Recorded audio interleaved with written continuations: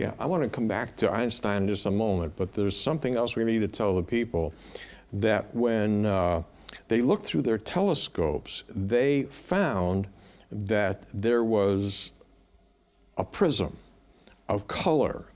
Tell them what the colors meant to them, how they found this out, that the galaxies were rolling away from us or coming closer to us.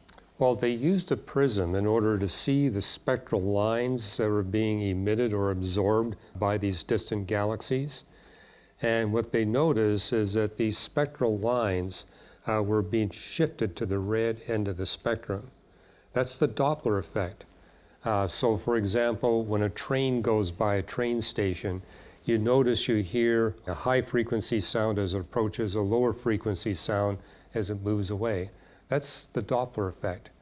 And we saw the same thing in the spectra of these galaxies, indicating that indeed, the more distant the galaxy, the farther towards the red end of the spectrum the spectral lines were shifted.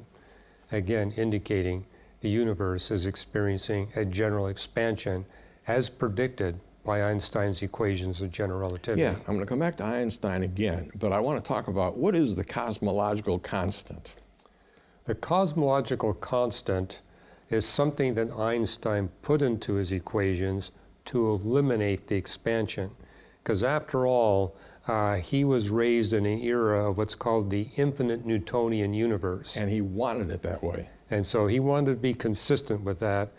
But in order to get rid of the expansion that his equations predicted, he put in an additional term that counterbalanced the expansion so that the universe would be stable, not expanding, not contracting. Another way of saying it was actually in changing or fiddling with his figures, he showed a bias.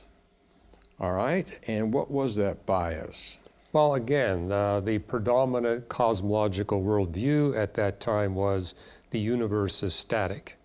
And so he said, my equations don't fit that. What can I do to adjust the equations to sustain the static universe model? If the